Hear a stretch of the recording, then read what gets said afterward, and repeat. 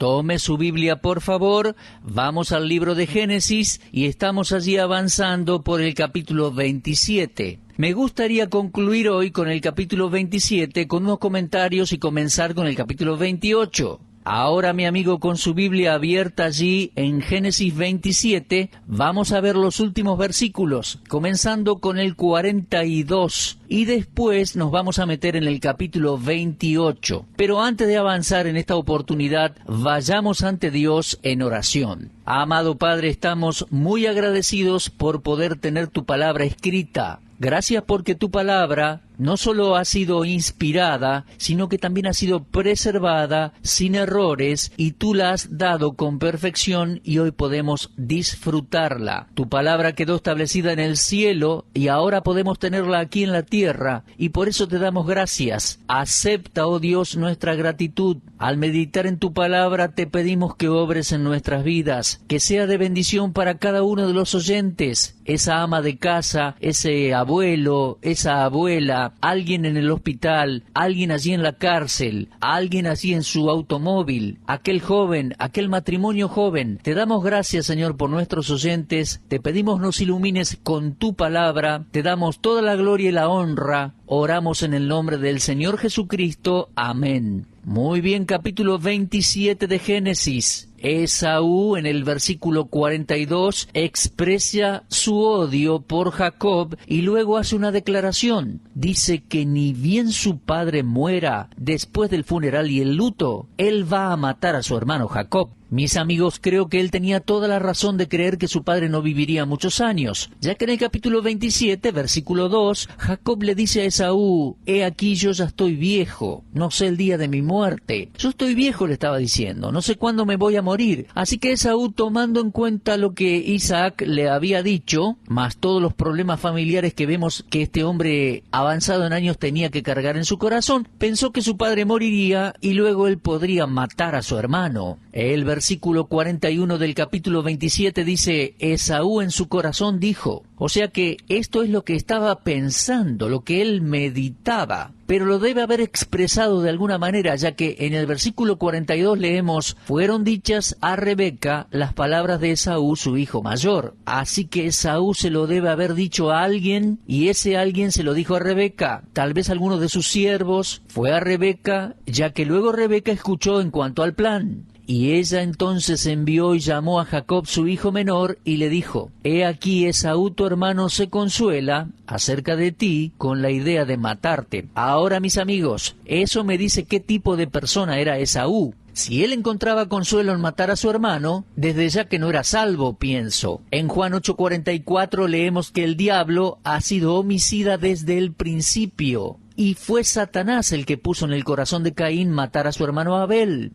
Ahora, están aquellos maestros bíblicos que creen, y estos son una minoría, que Esaú era un hombre salvo, pero que era carnal. Bueno, yo no veo eso en la Escritura, para mí no es así, de manera que no puedo estar de acuerdo. A mi juicio, Esaú era un hombre sin Dios, un inconverso que nunca llegó a conocer a Dios personalmente. Puede que haya conocido acerca de Dios, pero él estaba bajo el control de Satanás, entiendo, porque aquí lo vemos consolándose con la idea de matar a su hermano.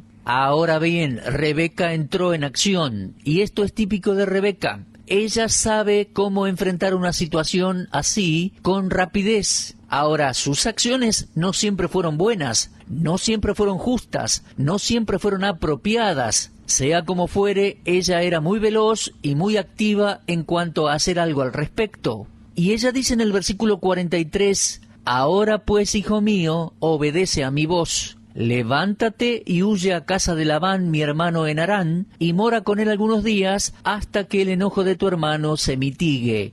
En otras palabras, ella le estaba diciendo: quiero que hagas un viaje, que vayas a Harán, que te quedes en la casa de mi hermano, tu tío, y te quedes allí hasta que a Esaú se le vaya el enojo. El odio se le va a ir y luego podrás volver. Ahora, cuando Rebeca le dijo eso a Jacob, que more con Labán por algunos días hasta que la ira de su hermano se mitigue, ella nunca se imaginó que serían 20 años. De hecho, no tenemos registro alguno de la muerte de Rebeca. Al menos yo no recuerdo haber leído algo al respecto en la Biblia. Y hasta donde yo sé o donde yo entiendo, Rebeca nunca más volvió a ver a Jacob. Ella murió antes que Jacob regresara. Él al fin y al cabo quedó allá por 20 años. Bueno, leemos allí en versículo 45 que ella dijo: hasta que se aplaque la ira de tu hermano contra ti, olvide lo que le has hecho, y entonces yo enviaré por ti y te traeré de allá. Y dijo: ¿por qué seré privada de vosotros ambos en un día? Ella le estaba diciendo a su hijo Jacob que iba a planear que él se fuese a lo de su hermano Labán en la tierra de Harán. Ahora bien, después de haberle dicho esto a Jacob, ella inmediatamente acudió a su marido Isaac y le dijo, en el versículo 46 leemos: fastidio tengo de mi vida a causa de las hijas de Ed.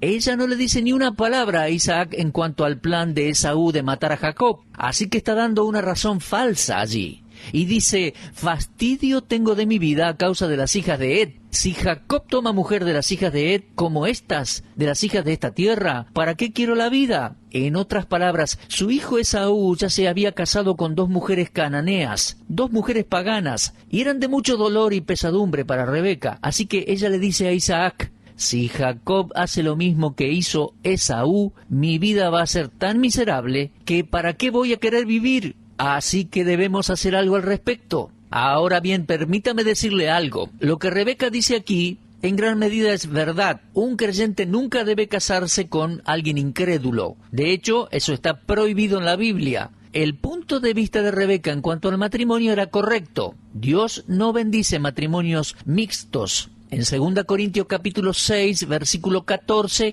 el apóstol Pablo dice: no os unáis en yugo desigual con los incrédulos. Y yo nunca conocí un matrimonio mixto que fuese feliz. Cuando un hijo de Dios se casa con un incrédulo, el resultado es un yugo desigual. Dios prohíbe que un creyente se case con un incrédulo. Por muchos años fui pastor y jamás casé a una pareja que no fuera creyente el uno y el otro. La Biblia lo prohíbe. Y eso hubiera sido muy malo también para Jacob, ya que él era del linaje de Sem y estaría en el linaje de Cristo, linaje que debía permanecer puro. Entonces, si Jacob se casaba con una incrédula, el linaje real del Mesías se vería manchado con impureza.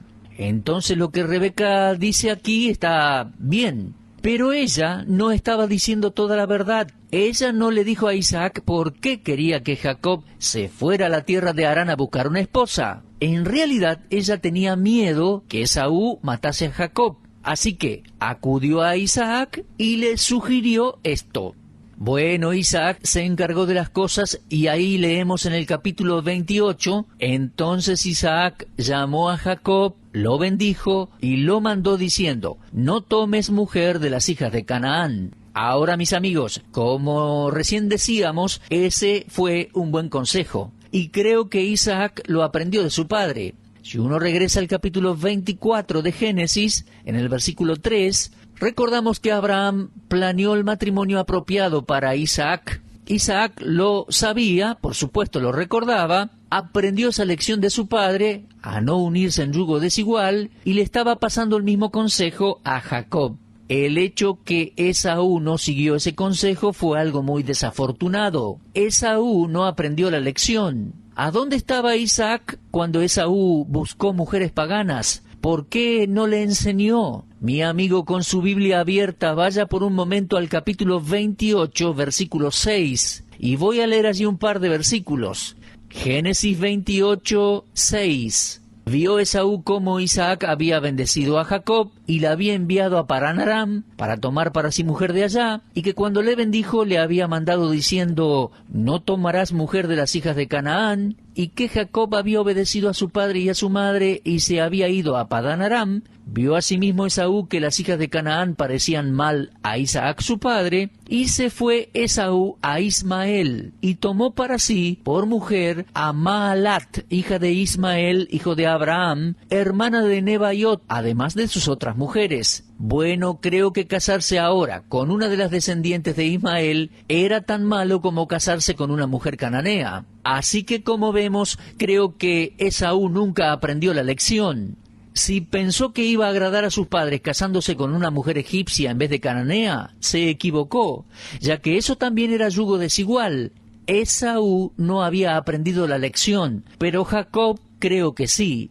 Ahora Dios estaba protegiendo a Jacob, porque Dios había dicho, antes que estos jóvenes nacieran, que el mayor serviría al menor. Ese linaje real no vendría por parte de Esaú, sino por medio de Jacob. Así que Isaac le dijo a su hijo Jacob, en versículo 2 de capítulo 28, levántate, ve a Padán Aram, a casa de Betuel, padre de tu madre, y toma allí mujeres de las hijas de Labán, hermano de tu madre, y el Dios omnipotente te bendiga. Ahora esta es la segunda aparición del nombre, el Dios omnipotente. Lo vimos por primera vez en el capítulo 17, versículo 1. Cuando Dios se le apareció a Abraham, le dijo, yo soy el Dios Todopoderoso. Ese es el nombre de Dios, que en hebreo es El Shaddai, Dios que es suficiente. Viene de la palabra hebrea Shad, que significa pecho materno, y algunos maestros traducen el nombre Dios Todopoderoso como el Dios de toda suficiencia.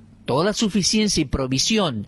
En otras palabras, lo que una madre es a su hijo, que se está nutriendo de su pecho maternal, Dios lo es para con todos sus hijos. Él es el Dios Todopoderoso, el Dios que es suficiente. Eso es lo que Dios es para sus hijos, el Dios Todosuficiente. En Él encontramos consuelo, paz y suficiencia para todo lo que necesitamos. Entonces, Isaac ahora conocía algo del Dios Todopoderoso, el Shaddai. ¿Y de dónde lo aprendió?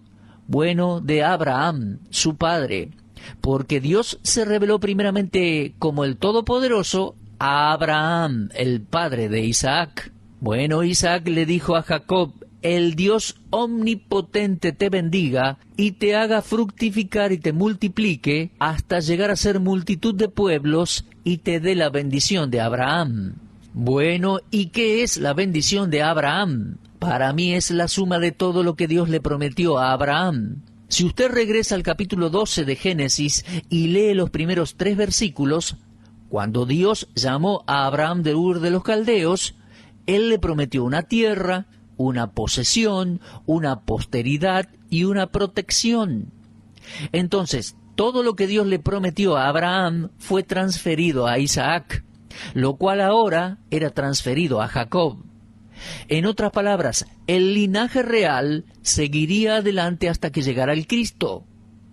Así que Isaac le dice a Jacob, y el Dios omnipotente te bendiga y te haga fructificar y te multiplique hasta llegar a ser multitud de pueblos y te dé la bendición de Abraham y a tu descendencia contigo para que heredes la tierra en que moras que Dios dio a Abraham. Bueno, mis amigos, vamos a avanzar al versículo 10, ya que hemos considerado esos versículos en los que Esaú toma por esposa a una egipcia, una de las hijas de Ismael. Y llegando al versículo 10, leemos, salió pues Jacob de Beerseba y fue a Harán. Ahora bien, la distancia total desde donde Isaac vivía con su familia hasta la tierra de Harán era aproximadamente unos 800 kilómetros. Ahora, yo no sé si Jacob tenía una bestia de carga o si estaba caminando. Me imagino que habrá caminado. Así que le iba a llevar varias semanas llegar hasta la tierra de Harán. Así que salió e iba a ser muy pronto su primera parada. Leemos en el versículo allí 10, salió pues Jacob de Beerseba y se fue a Harán, y llegó a un cierto lugar y durmió allí, porque ya el sol se había puesto. Más adelante vamos a ver que el lugar donde él durmió era un lugar llamado Luz, lugar al que Jacob le cambió el nombre y le puso Betel. Ahora, ese lugar estaba a unos 100 kilómetros de la casa de Jacob, creo que más o menos unos 2 o 3 días de camino. No creo que haya sido una sola jornada. Ahora, lo que él hizo los primeros 2 o 3 días y dónde durmió, no tengo idea. La Biblia no nos dice nada al respecto, pero sí vemos que el primer gran evento importante sucede aquí en Luz, en ese lugar donde Jacob llamó Betel. Se trata de la primera experiencia que Jacob tuvo lejos de su casa. Y sucedió en ese pueblo llamado Luz. Eso está a unos 16 kilómetros al norte de Jerusalén, a unos 100 kilómetros de donde estaba su casa. Y Jacob aquí iba a tener la experiencia más impactante de su vida hasta entonces. De hecho, aquí es donde encuentra a Dios de manera personal y experimental por primera vez. Cuando Jacob llegó a Betel, él tuvo lo que para mí es uno de los sueños más significativos que alguien pueda tener. En el versículo 12 del capítulo 28 leemos así: soñó, y he aquí una escalera que estaba apoyada en tierra, y su extremo tocaba en el cielo. Y he aquí ángeles de Dios que subían y descendían por ella. Y he aquí Jehová estaba en lo alto de ella, el cual dijo: yo soy Jehová, el Dios de Abraham tu padre, el Dios de Isaac. La tierra en que estás acostado te la daré a ti y a tu descendencia. Será tu descendencia como el polvo de la tierra, y te extenderás al occidente, al oriente, al norte y al sur, y todas las familias de la tierra serán benditas en ti y en tu simiente. He aquí yo estoy contigo y te guardaré por donde quiera que fueres, y volveré a traerte a esta tierra, porque no te dejaré hasta que haya hecho lo que te he dicho. Y despertó Jacob de su sueño y dijo: ciertamente Jehová está en este lugar, y yo no lo sabía. Aquí entonces tenemos a Jacob pasando por una experiencia tremenda, lo que a mi juicio es la experiencia más maravillosa de su vida. Ahora, tal como dije, los primeros 2 o 3 días de su viaje fueron en silencio. La Biblia no nos dice nada al respecto. Y creo que las vivencias que él haya tenido en esos días no eran importantes como para ser registradas en la palabra de Dios.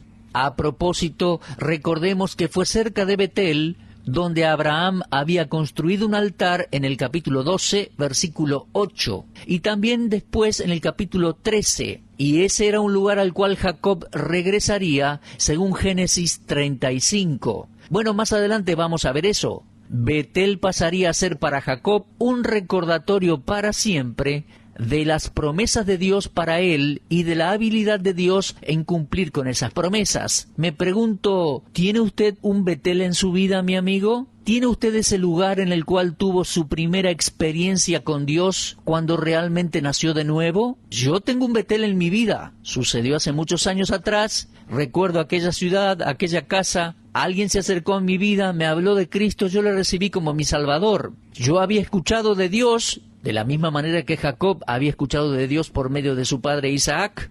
Yo sabía en cuanto a la Biblia, de la misma manera que Jacob sabía algo del plan de Dios por medio de Isaac, pero nunca había nacido de nuevo, nunca había aceptado a Cristo de manera experimental y personal. Y fue en aquella ocasión, para un tiempo de Navidad, a la tarde, yo recuerdo, para mí ese fue un lugar memorial.